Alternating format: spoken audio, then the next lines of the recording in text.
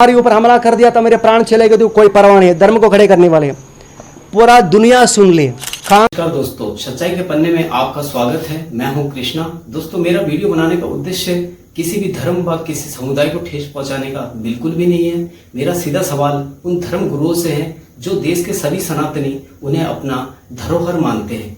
धर्म गुरु को आपस में लड़ाने के पीछे आखिर किसका साजिश है? आखिर ये धर्म गुरु का महासंग्राम के पीछे कौन हो सकता है? आखिर धर्म गुरु को राजनीति का सहारा क्यों लेना पड़ रहा है? धर्म गुरु का काम भक्तों के कष्ट को दूर करना, परंतु आपके मुंह से जहर उगलना कहाँ तक ठीक है? यदि आपका त्याग तपस्या सच्ची है तो आपका क्रोध कैसे आ सकता है? धर्म को राजनीति का अखाड़ा आखिर क्यों बनाया जा रहा है? कांग्रेस पार्टी वाले सुन ले, बीजेपी पार्टी वाले सुन ले, सारे मुख्यमंत्री लोग सुन ले, प्रधानमंत्री जी सुनिए। अविमुक्तेश्वरानंद फर्जी नंबर 1 व्यक्ति हैं। उसकी नाम को साधु या संत या सन्यासी लगाना बहुत दूर की बात है, तो शंकराचार्य के नाम तो भूल ही जाइए।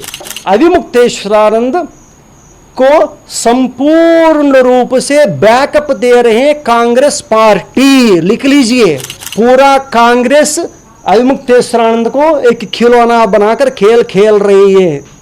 सावधान रह जाइए। राम भगवान की प्रतिष्ठा के ऊपर आपत्ति उठा देते हैं, सन्यासी बनकर शादियों में चले जाता है, झूठ बोल देते हैं। केदारनाथ जी का 228 गोल्ड क्या गायब हो गया। अरे भाई, अविमुक्तेश्वरानंद को पीतल क्या होता है, सोना क्या होता है, ये भी पता नहीं, क्योंकि ये भी एक डुप्लीकेट है ना। यहाँ से भगा कर कोई पाकिस्तान भेजते अच्छा हो जाते थे, आधा ही पीटा पुलिस लोग। हम शंकराचार्य हैं, पूरा दुनिया में भक्त लोग रो रहे हैं, हम धार्मिक मार्गदर्शन देना चाहिए। आप हमको अरेस्ट करिए तो देश के लिए, धर्म के लिए नुकसान हो जाता है। ये तो जेम्स बॉन्ड है, ये बड़ा धर्माचार्य अवतार पुरुष है। ये ऐसा प्रोजेक्ट करके उत्तर प्रदेश में कोर्ट को झूठ बोल दिया। अभी अविमुक्तेश्वरानंद 50,000 रुपया कोर्ट को देकर बेल में रिलीज हुआ। अभी ये चोर बेल में घूम रहे हैं। उत्तर प्रदेश सरकार को हम अनुरोध कर रहे हैं, अपराधी हैं, क्रिमिनल बैकग्राउंड है। जब उत्तर प्रदेश सरकार की संपत्ति को जला दिया अविमुक्तेश्वरानंद है, उत्तर प्रदेश पुलिस लोग खुद एफआईआर दाखिल किया। इतना वर्ष हो रहे, अभी तक आप क्यों अरेस्ट नहीं किया? बुरा मत मानिए, आपकी वजह से ही राम जन्मभूमि को नुकसान हुआ। यदि आप उसी दिन इसको अरेस्ट कर लेते थे तो इतना तक नहीं आते थे। बीजेपी गवर्नमेंट चिंता मत कीजिए, इसको अरेस्ट कर लिया तो माहौल बच जाएगा, कांग्रेस लोग आ जाएंगे, वो आए अनशन कर, कुछ नहीं होने वाले हैं। इसका कोई वैल्यू नहीं है। जितना जल्दी ये शीघ्र कार्य हो जाता है देश के लिए अच्छा होता है। Avimukteshwaranand he burned the property of Uttar Pradesh government. Police jeeps को जला दिया, एफआईआर हुआ, इतना हुआ, अरेस्ट क्यों नहीं किया योगी आदित्यनाथ? ये बोल दीजिए हमको। उसी समय ये चोर का अंदर डाल दिया तो राम जन्मभूमि कितना नुकसान नहीं होते थे। बोलो बद्रीनारायण भगवान की जय हो, बोलो द्वारकाधीश भगवान की जय हो, बोलो विरूपाक्ष भगवान की जय हो, बोलो जगद्गुरु शंकराचार्य भगवान की जय हो, केदारनाथ भगवान की जय हो। पहले आज अत्यंत सौभाग्य दिन है। आज गुरु पूर्णिमा दिन है, व्यास पूर्णिमा। साक्षात बद्री नारायण द्वारकाधीश वैकुंठवासी नारायण साक्षात दुनिया में, इस जगत में सारी प्राणियों को उद्धार करने के लिए कृष्ण द्वैपायन के रूप में अवतरित होकर चारों एक ही वेद को 4 की विभाजन करके लोक को अनुग्रह करने के लिए 18 पुराणों को लिखा था। वेद व्यास भगवान जी का आज विशेष पूजा करते हैं। जो सारी सांप्रदाय लोग गुरु पूजा भी करते हैं। आज गुरु पूर्णिमा है, आज अत्यंत विशेष दिन है। आप सभी लोगों को, संपूर्ण भारतवासी लोगों के लिए जो भगवान वेद व्यास जी का संपूर्ण अनुग्रह प्राप्त करने के लिए ज्योतिष पीठाधीश्वर, द्वारका शारदा पीठाधीश्वर, अनंत श्री विभूषित धर्म सम्राट ब्रह्मलीन पद उपयोग नहीं करेंगे हमें, क्योंकि वो तो अनंत काल में अनंत जगह में रहते हैं।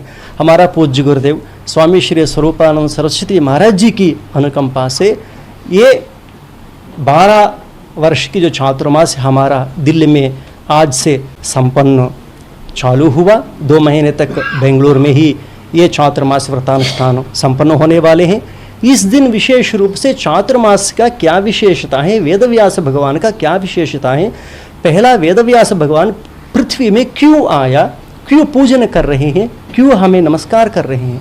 भगवान वेदव्यास जी ने चारों वेदों को सुसंरक्षित करने के लिए परंपराओं को आगे बढ़ाते हुए अपना शिष्यों को अनुग्रह किया। साक्षात वेदव्यास भगवान से अनुग्रह प्राप्त किया आदि शंकर भगवत पाद जी। कहाँ?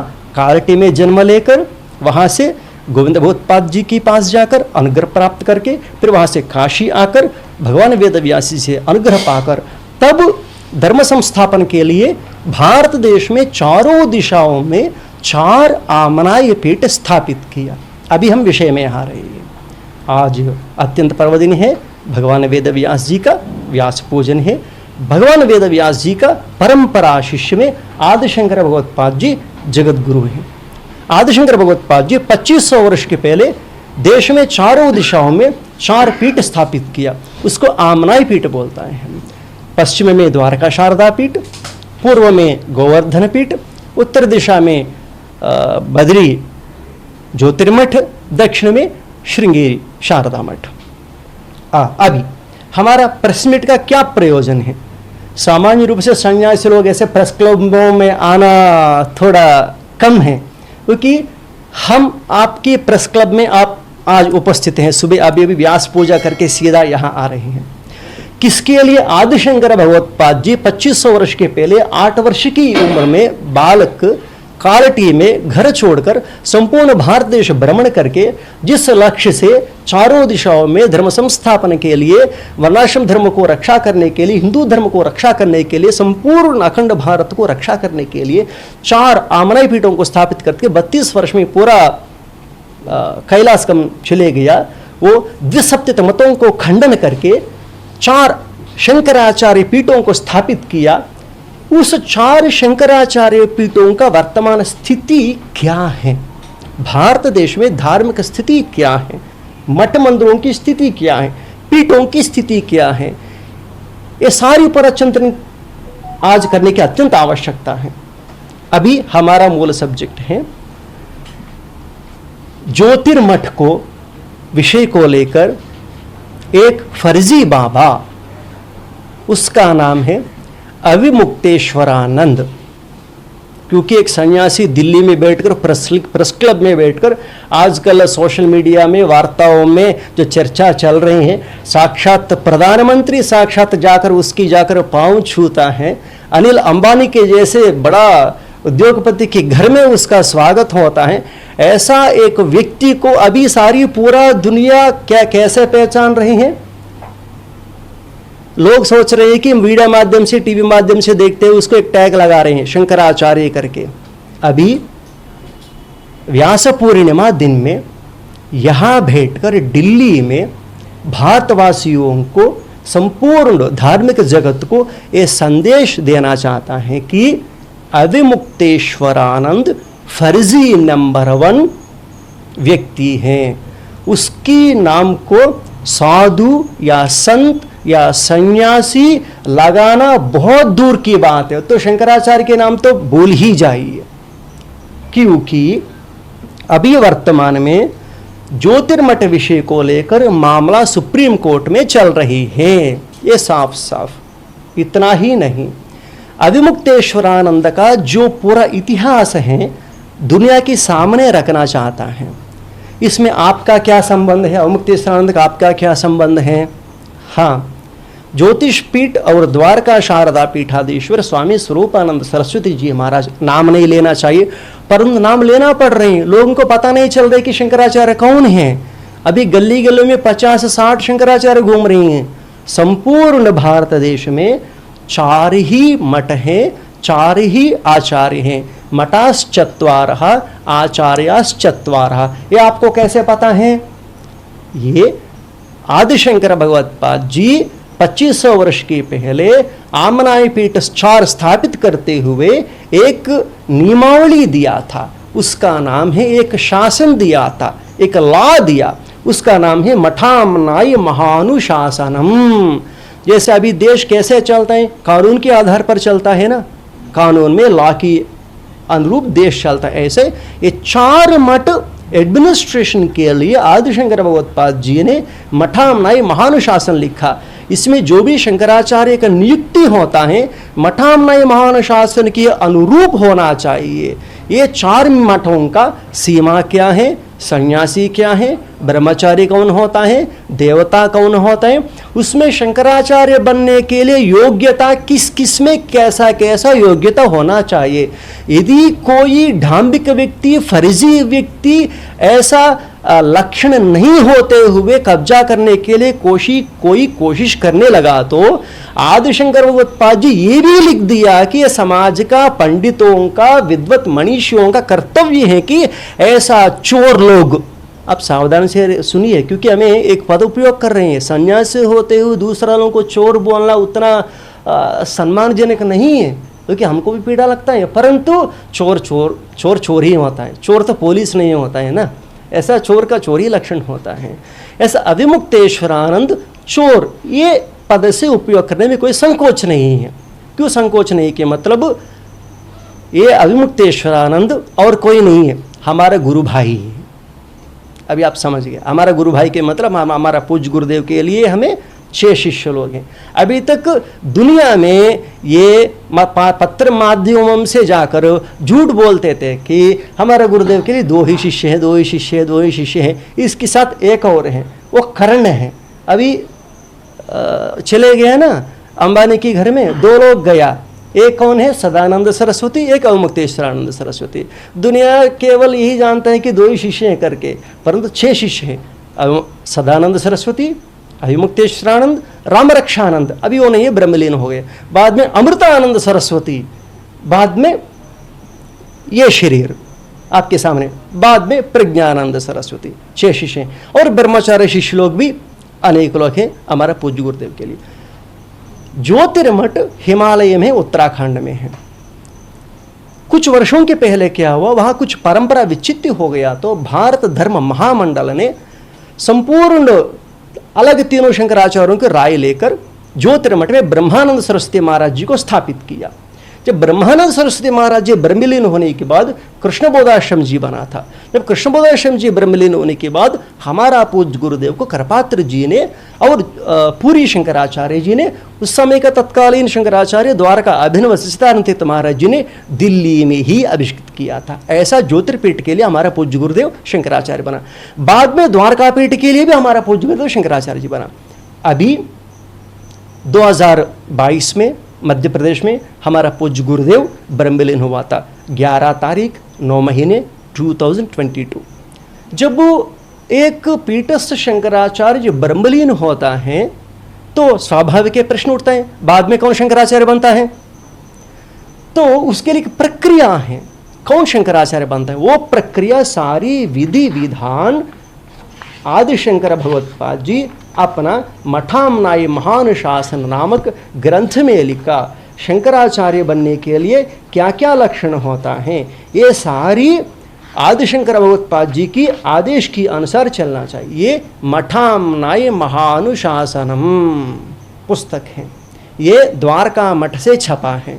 ये सन्यासी विधि विधानों को लेकर ये मठामनाय महानुशासन ये हमारा लॉ है, जो भी होना चाहिए मठामनाय महानुशासन के अनुरूप होना चाहिए।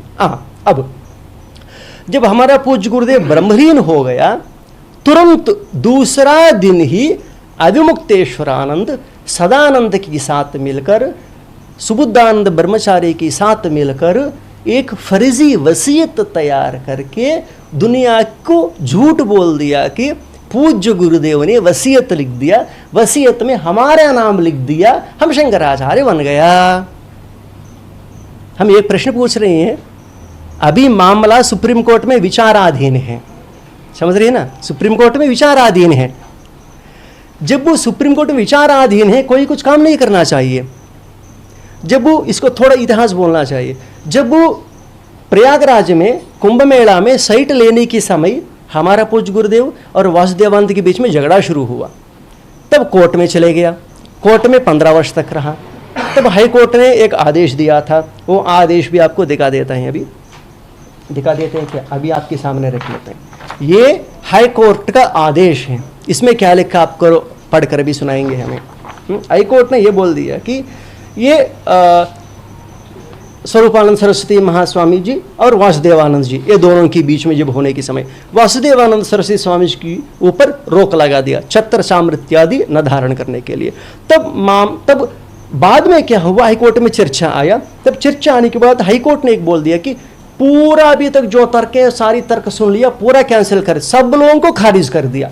सब लोगों, हमारा पूज्य गुरुदेव भी खारिज कर दिया, सब लोगों को खारिज कर दिया। हाईकोर्ट ने खारिज करते हुए ये बोल दिया कि अब एक फ्रेश शंकराचार्य को बनाइए। तब भारत धर्म महामंडल ने सब लोगों को देखते हुए पुनः श्रेष्ठ ज्येष्ठ जो विद्वत्ता में जो श्रेष्ठ होता है, पुनः हमारा गुरु जी को ही शंकराचार्य के रूप में अभिषिक्त करके बना दिया था।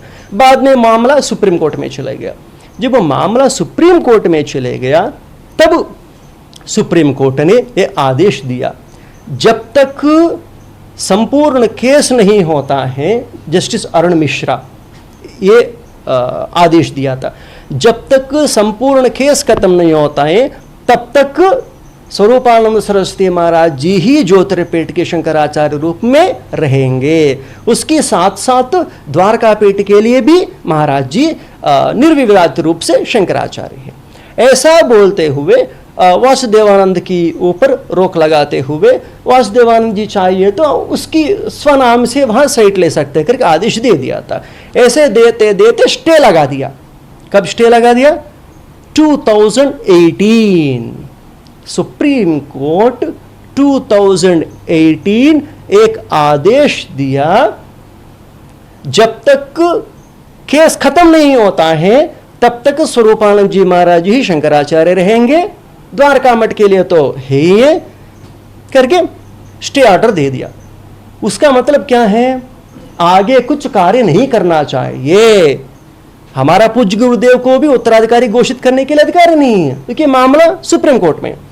तब अचानक हमारा पूज्य गुरुदेव 2022 में जब ब्रह्मलीन हुआ, तुरंत अविमुक्तेश्वरानंद ने क्या कर दिया? सुप्रीम कोर्ट पहुंच गया। सुप्रीम कोर्ट जाकर क्या कर दिया? झूठ बोल दिया।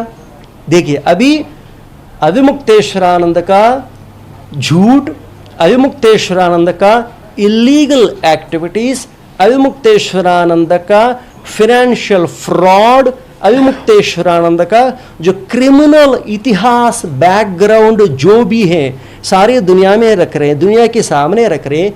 ये ऑथेंटिक सुप्रीम कोर्ट का आदेश, कोर्ट की आदेश ये सारी दुनिया के सामने रख रहे हैं।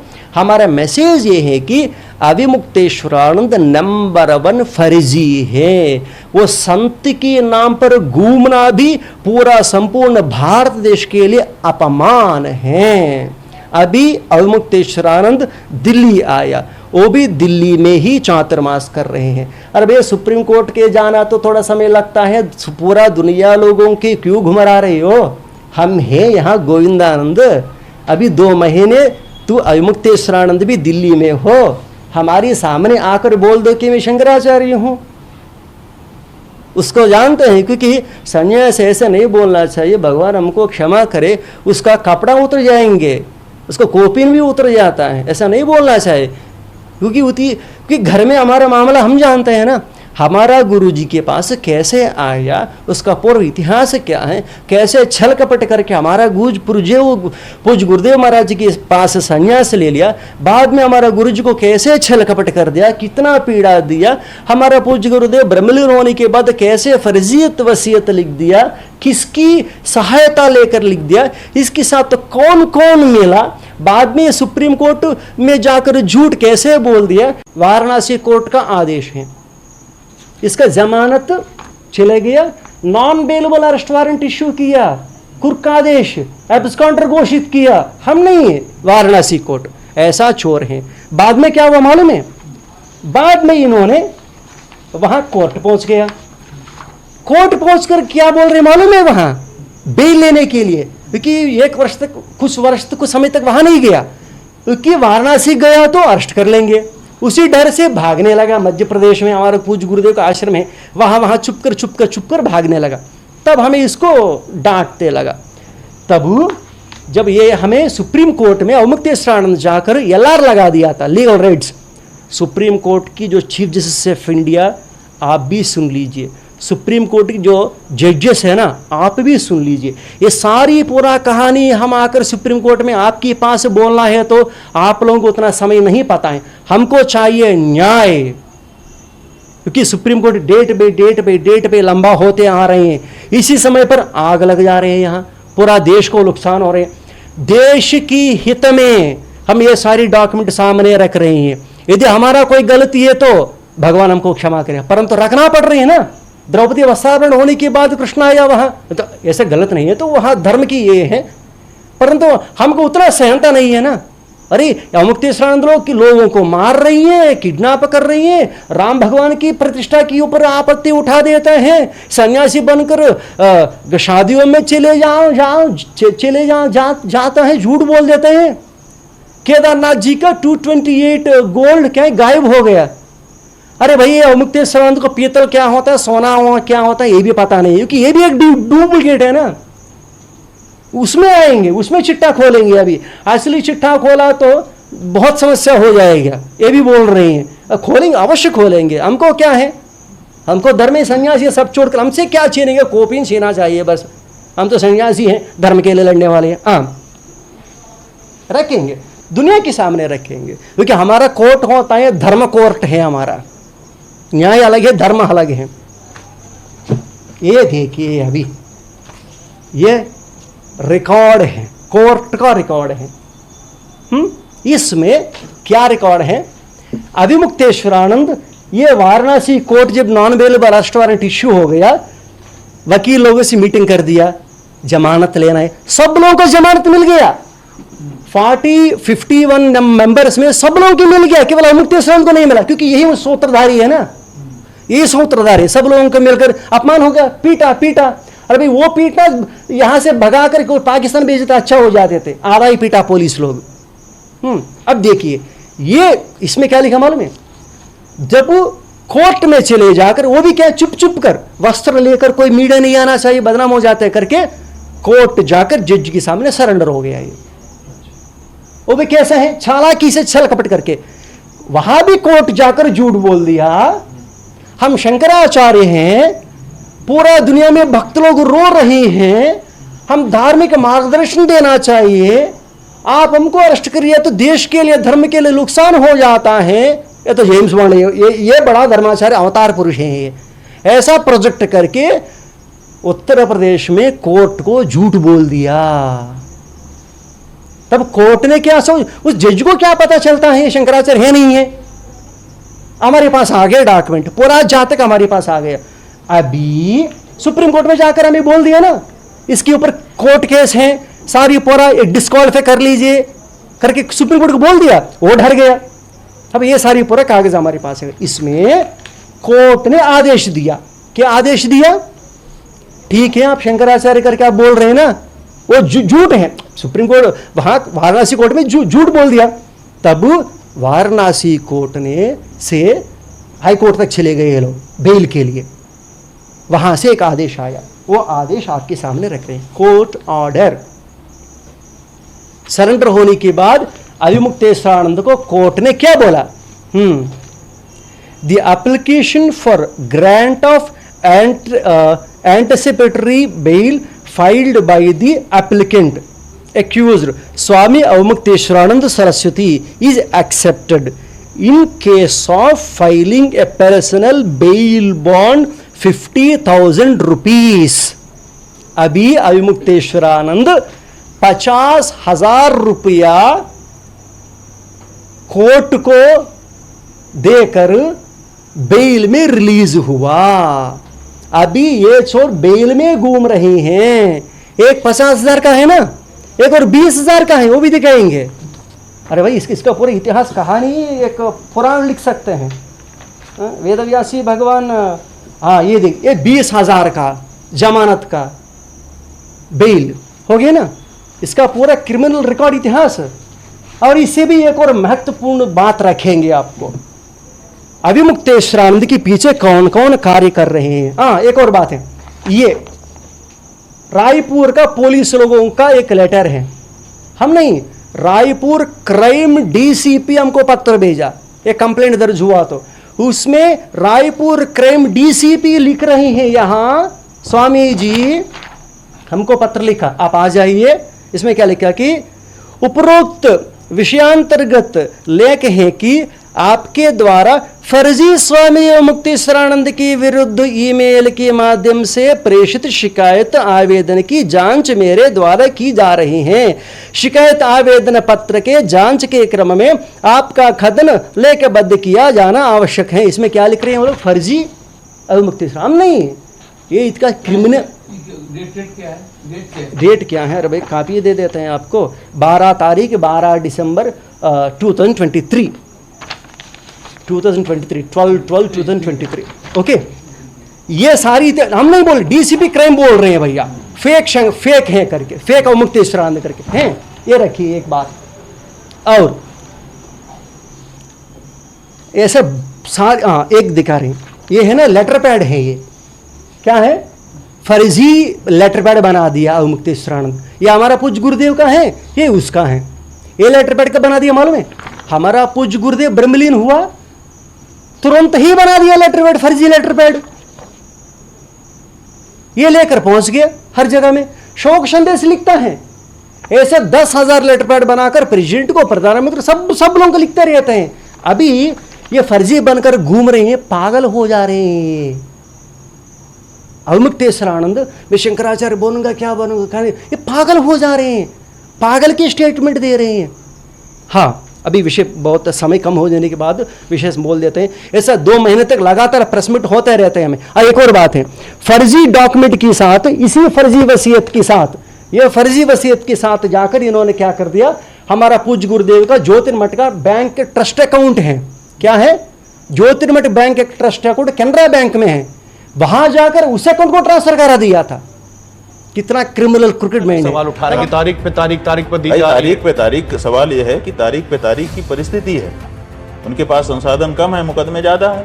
कंगना रनौत जी जो अभी एक सांसद चुनी गई हैं, उनका ये कहना है कि अगर राजनीति करने वाला राजनीति नहीं करेगा तो क्या गोलगप्पे बेचेगा। कह रहे हैं कि आप राहुल और प्रियंका की कठपुतली हैं, जैसा वो चाहते हैं वैसे शंकराचार्य जी बोलते हैं, जैसा वो चाहते हैं वैसा वो वक्तव्य देते हैं, और ऐसा उन्होंने मातोश्री में जाकर कर दिया।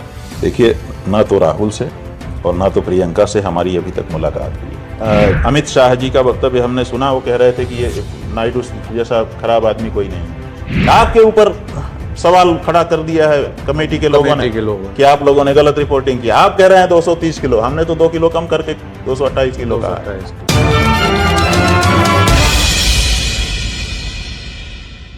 नमस्कार, नवभारत टाइम्स में आपका स्वागत है। आपके साथ मैं हूं विनीत त्रिपाठी। मेरे साथ ज्योतिर्मठ के शंकराचार्य अभिमुक्तेश्वरानंद महाराज इस समय मेरे साथ मौजूद हैं। आज हम उनसे कुछ सवाल यहां पर करने जा रहे हैं, जो कि पिछले दिनों तमाम सारी बहस चली देश के अंदर। उन्होंने बहुत सारे ऐसे मुद्दे उठाए जिस पर विवाद हुआ, उस पर सियासत होने लगी, कई सारे राजनेताओं के बयानबाजी होने लगी। उसके बाद गोविंदानंद महाराज ने एक दिन पहले शंकराचार्य जी के ऊपर बहुत ही बेहद गंभीर और संगीन आरोप यहां पर लगाए। उन सभी सवालों पर आज मैं शंकराचार्य जी के सामने स्वयं यहां पर वो मौजूद हैं, दिल्ली में आए हुए हैं, और समय निकालकर आज वो कुछ हमसे यहां पर बातचीत करेंगे। और जो सवाल, जो उन पर आरोप लगाए गए हैं, वो सिलसिलेवार तरीके से शंकराचार्य उसकी एक एक सच्चाई यहां पर हमारे साथ में साझा करेंगे। तो सबसे पहले आपके ऊपर आरोप सबसे पहले लगाया गया कि ज्योतिर्मठ के शंकराचार्य अभिमुक्तेश्वरानंद एक फर्जी बाबा हैं। दूसरी बात कहा गया कि वो एक भगोड़े अपराधी हैं। तीसरा आरोप लगाया गया कि उनके खिलाफ में बनारसी कोर्ट ने गैर जमानती गिरफ्तारी वारंट जारी किया हुआ है। चौथा आरोप लगाया गया कि अभिमुक्तेश्वरानंद साधु संत कहलाने के लायक नहीं, शंकराचार्य तो बहुत दूर है। आप पर 3 बड़े आरोपों के अलावा कई और ऐसे आरोप जो है गोविंदानंद महाराज ने लगाए हैं, जो हमारे धर्म में एक सर्वश्रेष्ठ पदाधिकारी, जिसको हम सब पूज्य मानते हैं, सारा हिंदू समाज मानता है, उनको, उनकी श्रद्धा को ठेस पहुंचती। महाराज जी, इन आरोपों पर आपका क्या कहना है? देखिए, सबसे पहली बात तो यह है कि आरोप लगने पर, जिसके ऊपर आरोप लगाए गए हैं, वो व्यक्ति अपनी बात कहे, ये तो ठीक है। आप उससे पूछें, वो अपनी बात कहे, अच्छा है। लेकिन आरोप लगाने वाले की भी क्या स्थिति है? आरोप लगाने का भी कुछ अधिकार होता है। कोई भी व्यक्ति कहीं भी किसी पर भी कुछ भी आरोप लगा नहीं सकता है। न्यायालय में हम लोग मुकदमा लेकर के जाते हैं, वो कहते हैं आपका लोकस क्या है। अगर आपका लोकस स्टैंडी नहीं बनता है तो आप इस बात को नहीं उठा सकते हैं। कोई भी व्यक्ति कोई भी बात कहीं भी नहीं उठा सकता है। तो जिस व्यक्ति ने ये प्रश्न उठाए हैं, उस व्यक्ति की प्रासंगिकता क्या है, वो कैसे इस बात से जुड़ा हुआ है और उसको क्या क्षति हो रही है जिसके कारण वो ये बातें उठा रहा है, ये प्रश्न उससे पूछा जाना चाहिए। उसकी क्या लोकस स्टैंडी है, उसके बाद उसके प्रश्नों का उत्तर दिया जाएगा। लेकिन फिर भी चूँकि आप आए हैं तो हम एक एक करके अगर पूछेंगे तो हम आपके प्रश्नों का उत्तर बता देंगे। सबसे पहली बात, वो कह रहे हैं कि आप शंकराचार्य हैं ही नहीं। ठीक है, इसका निर्णय कौन करेगा कि हम शंकराचार्य हैं कि नहीं? किसी के कह देने से कोई शंकराचार्य हो जाता है या किसी के कह देने से नहीं हो जाता है? तो जिसके कह देने से वो नहीं हो जाएगा, क्या वो सामर्थ्य उनके व्यक्ति के अंदर है? यही तो हम प्रश्न उठा रहे हैं कि आपका क्या तात्पर्य है, आप कौन हैं कि इस तरह का प्रश्न उठा देते हैं? आप किसी के बारे में निर्णय करने वाले कौन हैं? आप बताइए, जनता के सामने अपने अधिकार सामने रखिए कि मेरे ये अधिकार हैं, इन अधिकारों से अधिकारी बन करके मैं ये निर्णय करता हूं कि ये शंकराचार्य नहीं है। तो फिर विचार किया जाए। पहले आप अपने अधिकार तो बताइए कि आपको क्या अधिकार है कि आप किसी को कहें कि हैं या नहीं है। किसी के बारे में आपकी राय अलग हो सकती है जी, लेकिन वो है कि नहीं है ये निर्णय कर देना, ये निर्णय करने का अधिकार आपको कैसे आ गया?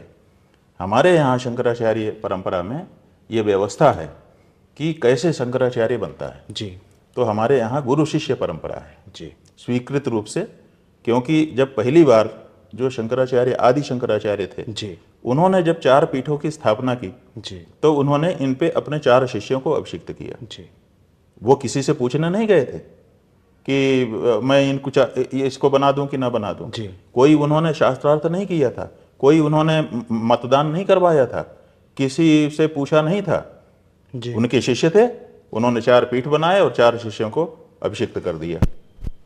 इसका मतलब है कि जो रिमेनिंग शंकराचार्य होता है उसको ये अधिकार है कि अगला शंकराचार्य कौन होगा वो नियुक्त करेगा, जैसे आदि शंकराचार्य ने किया था। तो आदि शंकराचार्य जी ने अपने ढामनाय महानुशासन के द्वारा, अपने आचरण के द्वारा ये बताया कि यहाँ पर गुरु के द्वारा शिष्य आएगा। ठीक है जी, ये तो सर्वमान्य है। सर्वमान्य। अब उन्होंने ये भी कह दिया कि इन लक्षणों से संपन्न, शुचि हो, जितेंद्रिय हो, वेद वेदांग का विशारद हो, ऐसा जो दंडी सन्यासी, वो मेरे पीठ का अधिकारी होगा, अगर गुरु उसको रखता है तो। स्वीकार करते। तो एक तो योग्यता और दूसरे गुरु के द्वारा उसका अभिषेक, उसका पदस्थापन, यही 2 चीज है। जी, तो अब शंकराचार्य जी ही अपना शिष्य को उत्तराधिकारी बनाते हैं। इसमें किसी सरकार को, किसी न्यायालय को, किसी व्यक्ति को, किसी संस्था को कोई अधिकार नहीं है कि कौन हमारा उत्तराधिकारी होगा। ये उत्तराधिकारी निर्णय करने का अधिकार जो पीठासीन शंकराचार्य है उसका है और ये स्वीकृत है। ठीक है, तो जब पीठासीन शंकराचार्य जो था उसने जिसको सिखाया, पढ़ाया, समझा कि ये योग्य है, अनेक शिष्य बनाए, अनेक शिष्यों में से किसी को योग्य समझा और उसके बारे में उन्होंने उद्घोषणा की अपने इच्छा पत्र के माध्यम से, और उसको फिर वो स्वयं होते तो स्वयं अपने सामने अभिषेक कर सकते थे। जी, लेकिन स्वयं ना होने पर उनकी इच्छा को जान करके जो दूसरी पीठ के शंकराचार्य हैं, क्योंकि चारों शंकराचार्य के रूप में बराबर होते हैं, केवल क्षेत्राधिकार के कारण 4 हैं, 4। अन्यथा बात एक ही है। तो जब एक पीठ का शंकराचार्य अपने सामने अपने उत्तराधिकारी की घोषणा नहीं करता है तो वो दूसरे शंकराचार्य को बता देता है कि मेरे बाद ये है मेरे मन में, इनका अभिषेक करना। तो हमारे जो गुरुजी महाराज थे उन्होंने श्रृंगेरी के शंकराचार्य जी को 2007 में ही जाकर के बता दिया था, बेंगलोर में जब चतुष्पीठ सम्मेलन हुआ था, कि मैंने इन दोनों लोगों को चुना हुआ है और ऐसा अगर कोई अवसर आ जाए तो आप इनका अभिषेक करना। और उन्होंने इच्छा पत्र स्वयं अपना लिखा, तो उसके आधार पर श्रृंगेरी के शंकराचार्य जी ने अभिषेक कर दिया। तो ऐसी परिस्थिति में शंकराचार्य ही अंतिम निर्णायक होता है, दूसरा कोई इसमें कोई निर्णय नहीं कर सकता। कोई सरकार शंकराचार्य नहीं बनाती है, अधिकार नहीं है उनको। कोई राष्ट्रपति राज्यपाल शंकराचार्य नहीं निर्मित करता है, कोई अखाड़ा भी शंकराचार्य निर्मित नहीं करता है, कोई दूसरी हिंदू संस्था भी शंकराचार्य निर्मित नहीं करती है। विश्व हिंदू परिषद RSS जो इस रूप में विख्यात है। शंकराचार्य बनाने का अधिकार, अगला शंकराचार्य कौन होगा, यह अधिकार केवल उस पीठ के पीठासीन शंकराचार्य का है और वो अपने ढंग से उसको बनाता है। उसी ढंग से हम लोगों को स्थापित किया गया पद पर। अब इसमें किसी व्यक्ति को यह कहने का अधिकार कि यह शंकराचार्य नहीं है, इसका मतलब है कि जो पूर्व शंकराचार्य जी थे उनकी इच्छा को आप अनादर कर रहे हो, उनके मनोभाव का आप अनादर कर रहे हो। इतना ही नहीं, उनकी इच्छा को, उनके भाव को समझ करके जिस दूसरी पीठ के शंकराचार्य ने हमारा अभिषेक किया, आप उनका अनादर कर रहे हो। तो कोई ऐसा व्यक्ति जो हमारे पीठासीन शंकराचार्य का अनादर करता हो, जो वर्तमान दूसरे पीठ के शंकराचार्य हैं उनका अनादर करता हो, उनकी इच्छा का आदर ना करके असम्मान करता हो, वो व्यक्ति कैसे अपने आप को सनातन धर्मी कहेगा, कैसे अपने आप को हिंदू धर्म कहेगा। तो ये अनधिकार चेष्टा है और ऐसे व्यक्ति को धार्मिक रूप से दंडित किया जाना चाहिए। शंकराचार्य जी, मेरे पास तमाम वो, इसलिए ये कह देना कि कोई शंकराचार्य नहीं है, ये वर्तमान श्रृंगेरी के शंकराचार्य जी का, वर्तमान द्वारका के शंकराचार्य जी का, हमारे पूज्यपाद ब्रह्मलीन जगत गुरु जी महाराज का अपमान है और ऐसा करने का अधिकार किसी सन्यासी को नहीं है। ये गोविंदानंद जी की बहुत सारी फोटो मेरे पास हैं जो कभी आपके सामने ऐसे दंडवत रहे हैं और अचानक से ये एक दिन जाते हैं और करीब 10 मिनट में आपके ऊपर आरोपों की एकदम झड़ी लगा देते हैं कि ये बात ये है कि हाँ, ये तो ठीक है, ये अलग बात है, कौन प्रणाम करता था कौन नहीं करता था हम ये नहीं कहना चाहेंगे। हम ये कह रहे हैं कि जो बात इस समय वो कह रहे हैं वो अपराध कर रहे हैं धार्मिक दृष्टि से। एक दूसरा सवाल उन्होंने कहा कि आप हत्या और किडनैपिंग करवाते हैं। ठीक है, तो उसका प्रमाण मांगा जाना चाहिए। आप हिंदुओं के सर्वोच्च गुरु के ऊपर इतना बड़ा आरोप लगा रहे हो, क्यों ना आपके ऊपर मुकदमा चलाया जाए कि आप गलत आरोप लगा रहे हैं और आप शंकराचार्य की जो गरिमा है उसको ठेस पहुंचाने के लिए कार्य कर रहे हैं। तो अगर उनके पास इस तरह के कोई प्रमाण होंगे तो उनका कथन मान लिया जाएगा, और अगर नहीं होंगे तो यह माना जाएगा कि यह दुर्भावनावश आरोप लगाया गया और इससे उनके मानहानि का इरादा रख करके ये लगाया गया और उसके लिए जो कानून है वो उनको दंडित करेगा। क्या आपको लगता है कि किसी राजनीतिक इशारों से किया जा रहा है? देखिए, ये तो लगता नहीं है, ये तो सीधी सी बात है कि जब हमने ऐसे प्रश्न उठाए जी, हमने तो किसी दुर्भावना से नहीं उठाए। हमारा अपना शास्त्र है, शास्त्र के वाक्यों की रक्षा करने के लिए ही ये शंकराचार्य पीठ है। ये पीठ इसके लिए नहीं है कि हम माल मलिदा खाएं और आनंद करें जी मठ में बैठ करके। ये पीठ इसलिए है कि सनातन धर्म का कहीं वो ना हो, अवमान ना हो, सनातन धर्म के जो सिद्धांत हैं वो सुस्थापित रहें। तो जब ऐसे पिछले दिनों अनेक प्रसंग ऐसे आए जहाँ पर सनातन धर्म के नियमों की अवहेलना हो रही थी, तो हमने मुखर होकर के उन प्रश्नों को उठाया, और उठाने के बाद जब हमने प्रश्न उठाए तो उन प्रश्नों का जवाब नहीं था किसी के पास। तो लोगों ने, जब जवाब नहीं होता है तो फिर दूसरे रास्ते खोजे जाते हैं, तो फिर गाली देना शुरू किया, फिर IT सेल को लगाया गया, फिर अब इनको पकड़ करके लाया गया है कि तुम आओ, तुम अपने मन का बोलो, हम तुम्हारी सब व्यवस्था करेंगे। तो इसमें कुछ अनुमान लगाने की आवश्यकता नहीं है, ये पूरी तरह से प्रायोजित करके इनको लाया गया है। और जो ऐसा मीडिया है उनके हाथ में है जिसको वो प्रेरित कर सकते हैं, अपनी बात कह सकते हैं, उनको कह करके इनकी बातों को सार्वजनिक किया जा रहा है, ये स्पष्ट है। कहा गया कि प्रियंका गांधी ने आपको शंकराचार्य बोला, प्रधानमंत्री नरेंद्र मोदी ने अनंत अंबानी की शादी में आपके चरण छुए उसके बाद अनंत अंबानी ने आपका बहुत अच्छे से वेलकम किया, वहां पर आपका स्वागत हुआ। कहीं ये सब नहीं होना चाहिए था। और प्रियंका गांधी ने किस तरह उनको शंकराचार्य कह दिया, जबकि वो शंकराचार्य है नहीं, हम उनके ऊपर भी केस करेंगे। ना तो कर दो ना, अभी तक क्यों नहीं किया? जो पत्र आप अपने हाथ में लेकर के दिखा रहे हो वो कब का है? 12 सितंबर 2022 का है, ठीक है जी। तब से फिर एक 23 बीत गया, फिर अब 24 आ गया, सितंबर आने वाला है 2 महीने बाद, ठीक है। इसका मतलब है कि लगभग 2 साल पूरे हो रहे हैं। 2 साल से आप वो लेटर लेकर के बैठे हुए हो। आपने अभी तक क्यों नहीं, अगर उन्होंने गलत किया था तो मुकदमा कर दिया प्रियंका गांधी के ऊपर? आज आप दिल्ली में आकर के प्रेस कॉन्फ्रेंस क्यों कर रहे हो? एक बात। और दूसरी बात यह है कि जिस समय प्रियंका गांधी ने पत्र लिखा शंकराचार्य संबोधित करते हुए, उसी समय भाजपा के बड़े नेताओं ने, उन्होंने भी पत्र लिखा, उन्होंने भी शंकराचार्य लिखा। भाजपा के नेताओं ने भी भाजपा के नेताओं ने लिखा, राज्यपालों ने लिखा। भाई आनंदीबेन को तो आप जानते हो। बिल्कुल सर। वो तो कांग्रेस में नहीं हो सकती ना। नहीं। वो तो प्रियंका गांधी के कहने से चिट्ठी नहीं लिख सकती ना। नहीं। आनंदीबेन पटेल, ये आनंदीबेन पटेल हैं जो उत्तर प्रदेश जैसे बड़े राज्य की राज्यपाल हैं और भारतीय जनता पार्टी में इनका अपना स्थान है। वो उसी तारीख, उन्हीं तिथियों में लगभग पत्र लिख रही हैं। आप देखिए, इसमें पत्र ले लीजिए, इसको आप इसमें भी शंकराचार्य का आप बड़ा करके दिखाइए। ये थोड़ा सा इसमें कौन सी बात है, आप दिखाइए। ये आनंदीबेन पटेल, ये जो है 21 सितंबर 2022 का आनंदीबेन का पत्र है, उनका हस्ताक्षर है।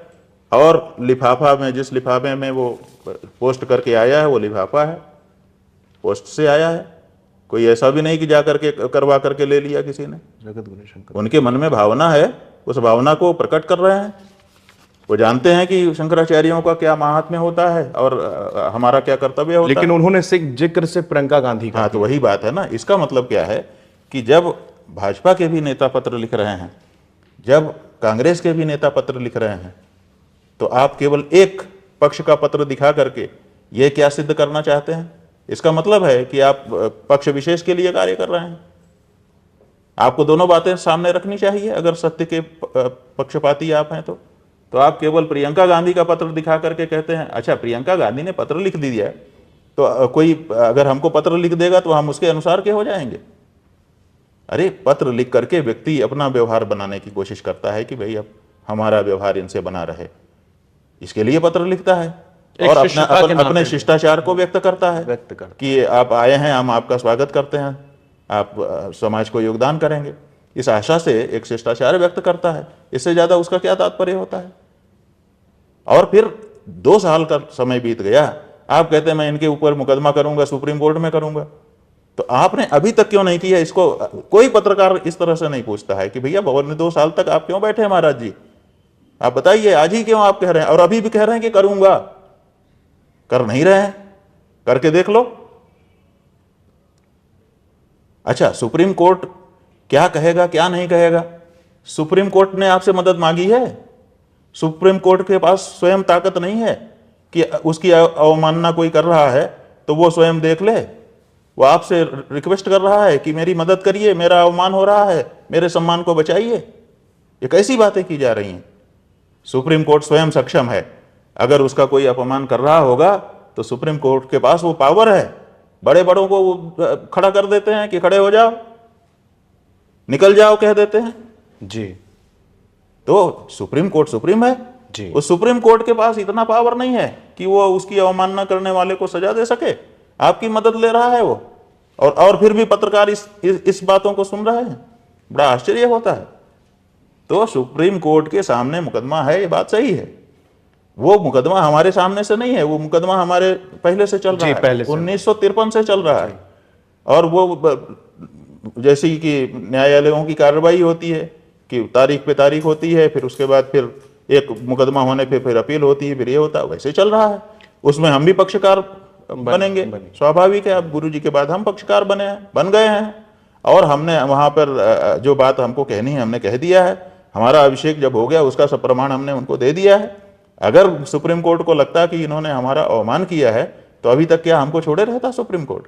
जी। तो ये और इनसे मदद मांगता कि तुम हमारी मदद कर दो। ये सब बातें ऐसी वो तो हैं। जुडिशरी पर भी सवाल उठा रहे हैं कि तारीख पे दी भाई जा रही है। तारीख पे तारीख, सवाल यह है कि तारीख पे तारीख की परिस्थिति है, उनके पास संसाधन कम है, मुकदमे ज्यादा है। बार बार वो लोग कहते हैं सरकारों से कि और ज्यादा जज अपॉइंट करिए, लेकिन नहीं होता है, तो क्या करेंगे? तो उनको तारीख पे तारीख देना पड़ता है। फिर जब तारीख पे तारीख वो देते हैं, उसमें पक्षकारों की भी भूमिका होती है। पक्षकार छुट्टी मांग लेते हैं, आज मेरा वकील नहीं है, हाँ। आज मेरा ये नहीं है, आज मेरा वो नहीं है, आज तकनीकी तमाम आर्गुमेंट लगा दिए तो जाते हैं। फिर तो ऐसी परिस्थिति में तारीखें पड़ती हैं। शंकराचार्य जी, आपने केदारनाथ मंदिर में 228 किलो सोना चोरी होने का बड़ा आरोप लगाया। मंदिर कमेटी के लोगों का कहना है कि आपको सोने और पीतल में क्या फर्क नहीं पता है। किस तरह के बेबुनियाद आरोप देखिए, लगा बात रहे यह है कि मंदिर कमेटी जो आरोप लगा रही है, वो आरोप हम पे लगता नहीं। इसलिए नहीं लगता है कि हमने अपने से कोई बात कही नहीं है। भारत का जो मीडिया है, आप ये मंदिर कमेटी ने जो आरोप लगाया है, ये भारत के मीडिया के ऊपर लगाया है, क्योंकि हमने जो बातें कही हैं वो मीडिया की रिपोर्टिंग के आधार पर कही।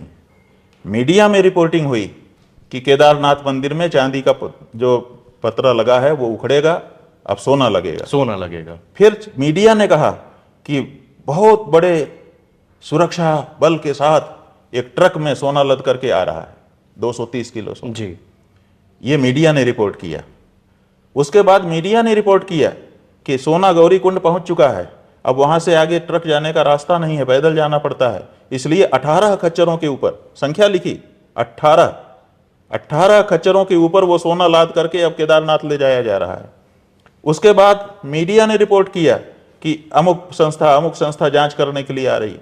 उसके बाद मीडिया ने रिपोर्ट किया कि चांदी पूरी निकाल दी गई है, जो 200-300 किलो चांदी वहां पर किसी भक्तों के द्वारा लगाई गई थी श्रद्धा से, जो वहां शोभायमान हो रही थी, उसको निकाल दिया गया है, अब सोना लगेगा। उसके बाद सोना लगाया जा रहा है, इसकी रिपोर्टिंग पूरी मीडिया ने की है। किसी एक घराने ने नहीं की है, किसी एक अखबार ने या एक चैनल ने नहीं किया है, सब ने किया है, सबके एविडेंस है। और फिर उसके बाद 3 दिन तक वो काम चला है। 3 दिन के बाद फिर उसका वीडियो निकाला गया है कि ये देखिए कितना शोभायमान दिव्य भव्य हो गया है, चमाचम हो रहा है। सबने रिपोर्टिंग की है और किसी भी समय कमेटी के द्वारा ये खंडन नहीं किया गया है कि नहीं ये जो रिपोर्टिंग मीडिया कर रहा है ये गलत कर रहा है। ऐसा नहीं है, ऐसा कोई सोना नहीं लग रहा है। 230 किलो सोना, 230 किलो सोना 1000 जगह पे छपा है, 1000 जगह पे दिखाया गया है। तो ये जो मीडिया में रिपोर्टिंग हो रही थी, हम तो भरोसा करते हैं कि मीडिया के ऊपर, हम लोग ये मानते हैं कि आप लोग जो दिखा रहे हैं जरूर आपने तौल लिया होगा, आप जरूर जनता के सामने रखने के पहले आश्वस्त हो गए होंगे कि जो खबर हम दिखा रहे हैं बिल्कुल सच्ची है। अब अगर मीडिया ही झूठी रिपोर्टिंग कर रहा था तो मीडिया के ऊपर उनका आक्षेप आ रहा है। मीडिया ऐसी रिपोर्टिंग किस आधार पर कर रहा था? और सारा ही मीडिया कर रहा था, कोई एक नहीं। Times of India, Indian times, Hindu, ऐसे बड़े बड़े अखबार, बड़े बड़े चैनल कर रहे थे, ठीक है ना। NBT आप हैं जी, ये देखिए हमारे सहयोगी यश जी हैं, इन्होंने निकाल के दिया। NBT, नव भारत टाइम्स, आप कह रहे हैं कि 230 किलो सोने के 450 किलोमीटर सफर की कहानी, जानिए बाबा की विदाई से पहले केदारनाथ धाम तक कैसे पहुंचा गोल्डन तोहफा। ये आपकी रिपोर्टिंग है महाराज जी। आपके ऊपर सवाल खड़ा कर दिया है कमेटी के लोगों ने कि आप लोगों ने गलत रिपोर्टिंग की। आप कह रहे हैं 230 किलो, हमने तो 2 किलो कम करके 228 किलो कहा, आप तो 230 किलो कह रहे हो, ठीक है। अब ये पूरी कहानी है आपकी, आपने इसमें सिलसिलेवार बताया है कि कैसे क्या हुआ। तो अब इसी तरह से सब मीडिया ने बताया। अब ये मीडिया वाले गलत रिपोर्टिंग कर रहे थे तो मीडिया वाले जाने एक बात। दूसरे, मीडिया वाले अगर गलत रिपोर्टिंग कर रहे थे तो कमेटी वाले चुप क्यों थे कि नहीं गलत खबर चलाई जा रही है, 230 किलो सोना नहीं है, एक बात। और दूसरे, फिर उसके बाद जब वो सोना लग गया तो फिर मांग की गई पत्र लिख करके मुख्यमंत्री से कि इतना सारा सोना है, इसकी सुरक्षा के लिए IDPP के जवानों को तैनात किया जाना चाहिए। और फिर मुख्यमंत्री ने तैनात कर दिए, बहुत बड़ी सेना वहां पे लगा दी गई कि इनकी रक्षा हो, और 1.5 साल तक वो रक्षा करती रही वहां पर। इतना सारा सरकारी खजाने से पैसा जो उनका वेतन के रूप में भुगतान किया गया, आप बताइए वो किस कारण से किया गया अगर वहां सोना था ही नहीं। और 18 खच्चर के ऊपर लाद करके 22 किलो, बाद में कहा गया कि वहां 230 किलो सोना नहीं था, 22 किलो सोना था। तो 18 खच्चर पे 22 किलो सोना लादा जाता है, माने एक खच्चर पे 1 किलो से कुछ ज्यादा, बस इससे ज्यादा खच्चर सोना नहीं उठा सकता क्योंकि सोना है। हमने वहां के खच्चर वालों से टेलीफोन करके बात किया कि भैया आप बताओ, आप लोग एक खच्चर पे कितना मिनिमम लाद देते हो, मैक्सिमम कितना लाद सकते हो? उन्होंने कहा साहब 50-60 किलो तो आराम से चला जाता है। ज्यादा रहता है तो हम लोग सोचते हैं कि थोड़ा बार्गेनिंग करें, लेकिन 50-60 किलो तो नॉर्मल है। उससे पहले तो हम लोग नहीं बोलते हैं किसी को कि ज्यादा हो रहा है। हमने कहा कि तो फिर सोना लिखा हुआ है कि 22 किलो सोना 18 खच्चर में लाद के गया, ये क्यों? तो हंसने लगे, बोले इसमें हम क्या कहेंगे। तो अब सवाल ये है कि इतने सारे पुलिस को लगा करके, इतना सारा माहौल बना करके जो सोना वहां पर आपने कहा कि आया लगा है, वो सोना फिर बाद में जब पट खुला 6 महीने के बाद, तो फिर पीतल कैसे हो गया, कहाँ गया वो सोना? यही तो सवाल है। और फिर 1.5 साल का समय तब से अब तक बीत गया, जांच के लिए इतना हल्ला हुआ, सबने मांग की, यहां तक कि आपकी कमेटी के लोगों ने भी मांग की।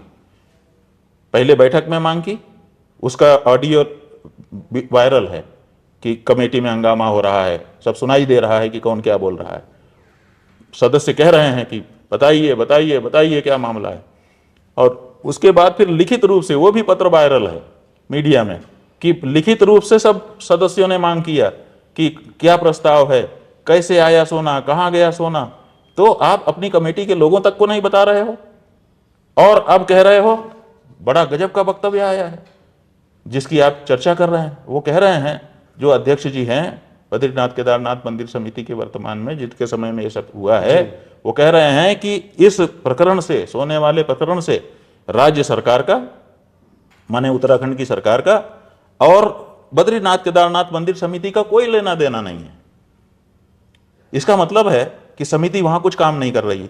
एक व्यक्ति आता है, सोना लगाऊंगा कहता है, सोना लगाने का माहौल बनाता है, उसके बाद में वो पीतल हो जाता है, बिना अनुमति के वो आता है, लगाता है, चांदी उखाड़ देता है, ये सब बिना अनुमति के हो जाता है। इसका मतलब कि ये लोग कुछ कर ही नहीं रहे हैं, जो जिसको चाहे चला जाए गर्भगृह में, जो चाहे कर दे। तो ये तो बहुत बड़ी आपत्तिजनक बात है। और अगर ऐसी निष्क्रिय समिति है तब तो उसको तत्काल भंग किया जाना चाहिए। उनके वक्तव्य से ही उनकी अकर्मण्यता जाहिर हो रही है।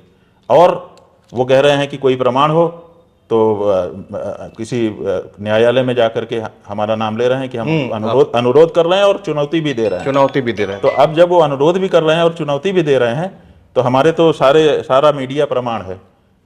अब हम मीडिया को पार्टी बना करके जाएंगे कि साहब आप लोगों ने झूठी रिपोर्टिंग क्यों किया, क्योंकि आपको सच मान करके हमने वक्तव्य दिया है। तो सारा मीडिया कहेगा अपने आप कि हमने झूठ क्यों बोला। ऑडियो फुटेज है, वीडियो फुटेज है उसके सब। तो उसके उनके स्वयं के वक्तव्य हैं।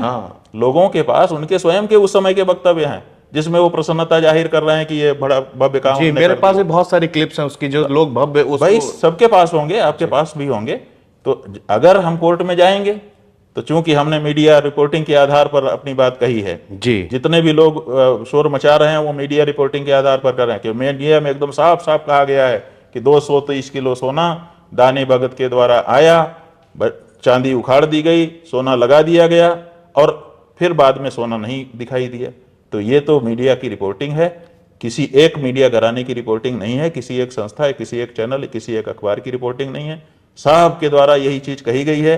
तो सारा देश का मीडिया ही अगर झूठा है, ऐसा अगर बद्रीनाथ केदारनाथ मंदिर समिति के अध्यक्ष जी कहना चाहते हैं, तो फिर इसको भी तौल लेने की जरूरत है, क्योंकि हम लोग मीडिया के ऊपर भरोसा करके आगे बढ़ जाते हैं। तो हमारे ऊपर आरोप नहीं लगा रहे हैं, वो मीडिया, मास मीडिया के ऊपर, मेन स्ट्रीम मीडिया के ऊपर आरोप लगा रहे हैं। इसका जवाब उनको देना चाहिए। गोविंदानंद महाराज जी का एक आरोप आपके ऊपर और बड़ा है। वो क्या कह रहे हैं? कह रहे हैं कि आप राहुल और प्रियंका की कठपुतली हैं, जैसा वो चाहते हैं वैसे शंकराचार्य जी बोलते हैं, जैसा वो चाहते हैं वैसा वो वक्तव्य देते हैं, और ऐसा उन्होंने मातोश्री में जाकर कर दिया। देखिए, ना तो राहुल से और ना तो प्रियंका से हमारी अभी तक मुलाकात हुई। जब गाय के बारे में हम पदयात्रा निकाल रहे थे जी, तब एक बार प्रियंका गांधी ने जरूर हमको फ़ोन किया था कि ये गाय का क्या मामला है, आप हमको समझाइए। तो हमने उनसे कहा कि आप फ़ोन में समझना चाहती हैं कि सामने से? उन्होंने कहा कि आप दिल्ली आ रहे हैं तो मैं दिल्ली में आके समझना चाहूँगी। तो हमने कहा बहुत अच्छा है, आप लोग समझिए इस बात को और इसको उठाइए। लेकिन फिर वो दिल्ली आई नहीं और कभी हमारी बात उनसे हो नहीं पाई। और दूसरे गोविंदानंद अभी इस मामले में कच्चे हमको दिखाई दे रहे हैं। वो नहीं समझ रहे हैं कि शंकराचार्य की अपनी एक महिमा है, अपनी एक गरिमा है, अपना एक उनका शिष्टाचार है। शंकराचार्य किसी नेता के कहने से अगर चलने लगेगा तो फिर वो सनातन धर्म की रक्षा नहीं कर सकेगा। वो चाहे कोई नेता हो, किसी पार्टी का नेता हो, चाहे वो मनमोहन सिंह हो, चाहे राहुल हो, चाहे प्रियंका हो, चाहे नरेंद्र मोदी हो, चाहे अमित शाह हो, चाहे राहुल कौन से वो अखिलेश यादव हो, चाहे ममता बनर्जी हो, चाहे कोई हो, अगर इन नेताओं के कहने से हम चलने लगें तो हम सनातन धर्म की रक्षा नहीं कर सकेंगे। सनातन धर्म की रक्षा के लिए हमें सनातन धर्म के विचारों से उत्प्रेरित होना होगा और उसी के आधार पर अपनी बात को समाज के सामने रखना होगा। और हम इस बात को स्पष्टता के साथ जानते हैं, इसलिए किसी नेता से कोई परामर्श हम नहीं करते हैं और ना उनके द्वारा कोई आदेश हमको अभी तक किया गया है। किसी भी पार्टी के नेता के द्वारा ऐसा कभी हमको नहीं कहा गया कि आप ये करिए तो हम करें। इसलिए अभी इस मामले में कच्चे हैं और हमको लगता है कि जो जैसा होता है वैसा ही दूसरे के बारे में सोचता है, ऐसा माना गया है। तो वो स्वयं किसी नेता के कहे अनुसार करते होंगे, इसीलिए वो सोच रहे हैं कि जैसे मैं किसी नेता के कहे अनुसार करता हूँ ऐसा ही अगला भी करता होगा। ऐसा ही हम मान करके फिलहाल इस बारे में उनको छोड़ रहे हैं। आपने उद्धव ठाकरे को लेकर भी एक बयान दिया कि उनके साथ में विश्वासघात हुआ। इस मामले में तमाम लोग कह रहे हैं कि संतों को जो है इस तरह की बयानबाजी से बचना चाहिए। कंगना रनौत जी जो अभी एक सांसद चुनी गई हैं, उनका ये कहना है कि अगर राजनीति करने वाला राजनीति नहीं करेगा तो क्या गोलगप्पे बेचेगा। बिल्कुल सही। ये जो आपने नाम बताया ना अंत में कि सांसद चुनी गई हैं कोई महिला, उन्होंने बहुत पते की बात कही है और हमारी जो बात है उन्हीं की बात से पुष्ट होती है।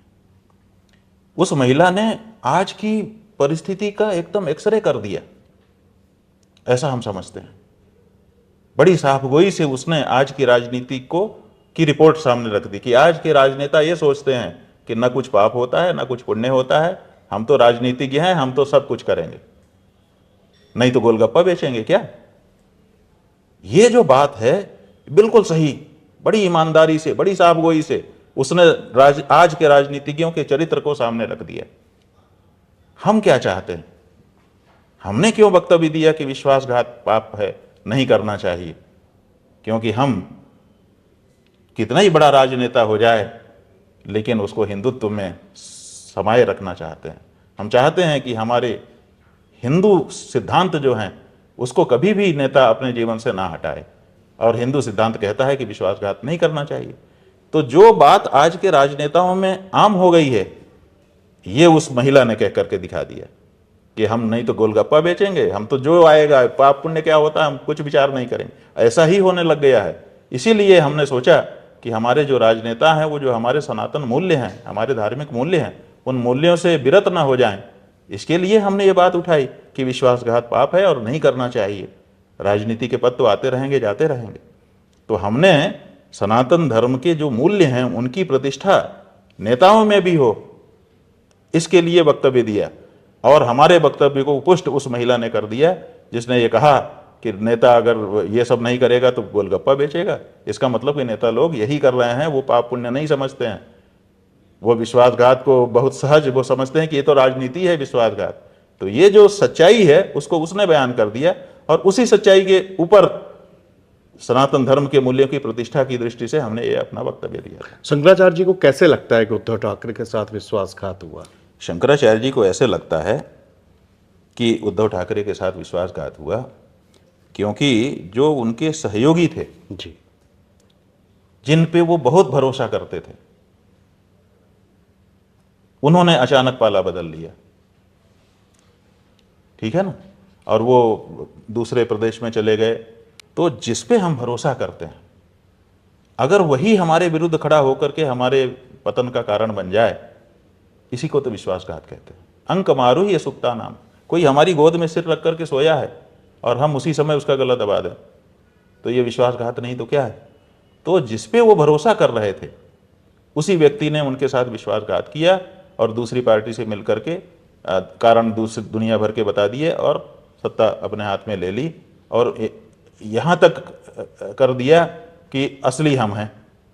अगर वो असली होता तो जिस समय अगाड़ी बना करके, देखिए गठबंधन टूटा भाजपा के साथ, शिवसेना का राजनीति है, आप साथ रहे फिर आपकी नहीं पटी, हट गए, फिर आप किसी के साथ जाना चाहते हैं, ये भी राजनीति है कि भाई कोई ना कोई तो आएगा। आज देखिए अमित शाह जी का वक्तव्य हमने सुना, वो कह रहे थे कि ये नायडू जैसा खराब आदमी कोई नहीं है, लेकिन उन्हीं के साथ सरकार बना के बैठे हैं।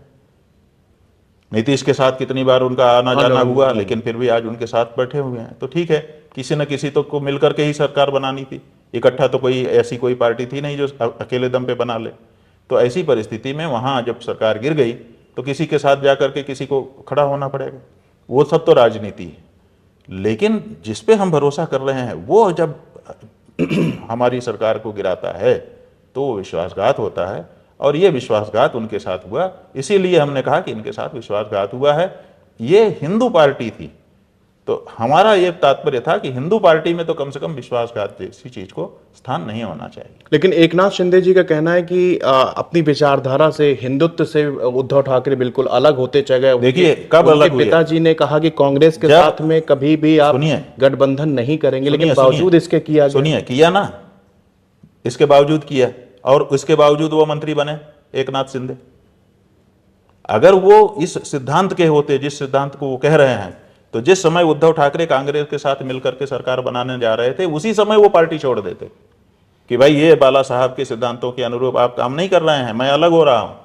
तब तो हम समझते कि ये व्यक्ति सिद्धांत प्रेमी है। लेकिन उद्धव ठाकरे के साथ आप सरकार बनाते हो मिलकर के, उसमें मंत्री बनते हो, काम करते हो, और फिर एक समय आता है जब आप अपना काम दूसरी तरह से कर लेते हो। अगर वो एकनाथ शिंदे जिस समय उद्धव ठाकरे कांग्रेस के साथ मिलकर के सरकार बनाने जा रहे थे, उसी समय अपने आप को अलग कर लेते, हम उनको सिद्धांत प्रिय कहते, उनकी प्रशंसा करते। लेकिन पहले तो आपने साथ दे दिया, क्योंकि तब आपको वहां पर आनंद था, और बाद में और ज्यादा आपको महत्वाकांक्षा दिखाई दी, तब आपने छुरा घोंप दिया। यही विश्वासघात है। हमने समझ करके कहा, ऐसे नहीं कह दिया। और इसलिए कहा क्योंकि ये शिवसेना जो है ये भी एक हिंदू पार्टी मानी जाती है। भारतीय जनता पार्टी अपने आप को हिंदू पार्टी के रूप में स्थापित करती है, और दूसरी एक राजनीतिक पार्टी केवल हिंदू से ये शिवसेना थी। तो हिंदू जो अपने आप को हिंदू कहता हो, उससे क्या एक उनके धर्म का आचार्य शंकराचार्य ऐसे गुणों की अपेक्षा ना करे कि इनमें कम से कम इनमें तो विश्वासघात ना हो। तो हमने अपनी हिंदू पार्टी से अपेक्षा की, और हिंदू पार्टी के लोगों को कहा कि भाई आप हिंदू तो केवल अपने को हिंदू हिंदू कहने से थोड़े कोई हिंदू हो जाएगा। जब तक हिंदू गुण आपके अंदर नहीं होंगे, हिंदू मूल्य आपके अंदर नहीं होंगे, सिद्धांत आपके अंदर नहीं होंगे, तब तक आप कैसे हिंदू हो जाओगे। तो इसलिए हमारा यह कहना था कि अपने आप को हिंदू पार्टी कहो, लेकिन हिंदू गुणों को भी धारण करो। नहीं करोगे तो निंदा होगी, आलोचना होगी, लोग समझते हैं। और ये बात महाराष्ट्र के अनेक लोगों ने हमसे पहले, हम वहाँ अष्टविनायक यात्रा में गए थे, गांव-गांव गए थे, बहुत से लोग हमको मराठी लोग मिले थे, उन्होंने हमको कहा था। और फिर हमने उनसे भी, जब वो पादुका पूजन के लिए गए, उन्होंने विधि विधान के साथ पादुका पूजन किया। हमने थोड़ा सा उनसे पूछा, उन्होंने भी बताया, और कुछ हमारी अपनी समझ थी, हमने रिपोर्टिंग सब देखी हुई थी। तो सब मिला करके जो निष्कर्ष हमारे मन में था, जब पत्रकारों ने हमसे पूछा, हमने अपने से भी नहीं कहा। कोई ये वो कह रहे थे कि इतनी प्रेस कॉन्फ्रेंस करते हैं कि नेता भी नहीं करते हैं। हमने प्रेस कॉन्फ्रेंस नहीं की, अखबार वाले हमारे पास आए थे, उन्होंने अनुरोध किया कि हमसे बात कर लीजिए, तो हमने बात की, और उन्होंने जो प्रश्न पूछा उसी का उत्तर दिया। हमने अपनी तरफ से कोई एजेंडा नहीं रखा। उन्होंने कहा केदारनाथ के बारे में बताइए, तो हमने कहा। तो ऐसी परिस्थिति में सब चीजों को समझना चाहिए। तो हम चाहते हैं कि हिंदू अगर राजनीतिज्ञ भी बने तो हिंदुत्व के गुण ना छोड़े। आज बड़ा पावन दिन है, आज सावन का पहला सोमवार है शंकराचार्य जी, और देश भर में तमाम जगहों पे कांवड़ यात्रा शुरू हो चुकी है। उत्तर प्रदेश के सीएम योगी आदित्यनाथ ने 2 दिन पहले एक आदेश जारी किया, जिसमें कहा गया कि आपको सभी दुकानदारों को अपना अपना नाम जो है वो लिखना होगा, वो अपने दुकान के आगे या फल ठेले के सब्जी के आगे डालना होगा, जो भी आपका असली नाम है। किस तरह देखते हैं आप इस आदेश को? देखिए, ये बताया जा रहा है कि ये आदेश 2006 ईस्वी में ही हो गया था, ये तो केवल क्रियान्वयन किया जा रहा है। तो इस बारे में हमको अभी स्पष्टता नहीं है ज़्यादा, क्योंकि हमने समय दूसरा मिला नहीं, अध्ययन किया नहीं, आप लोगों से ही जो पता चल रहा है। तो मान लीजिए कि पहले का आदेश है तब भी, और अभी के लिए उन्होंने आदेश किया तब भी, दोनों ही परिस्थितियों में तत्काल विचार की आवश्यकता क्या है।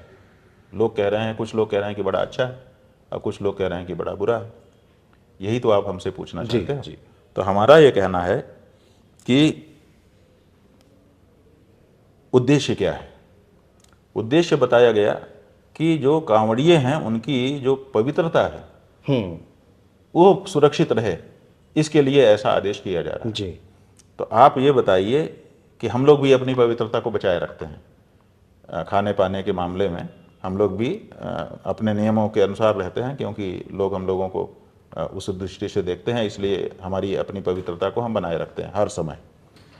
कांवड़िया तो कांवड़ जब तक ले जाएगा तब तक वो सचेष्ट है, लेकिन हमारा तो पूरा जीवन व्रतमय है, जीवन पूरा। तो इसलिए हम अपने पूरे जीवन को कसौटी पर कसे रहते हैं और हर समय इस बात का विचार किए रहते हैं कि कहीं से कोई अपवित्रता हमारे अंदर ना आ जाए। लेकिन इसके लिए हम किसी की पहचान को तो उजागर करने के लिए नहीं कहते, हम अपनी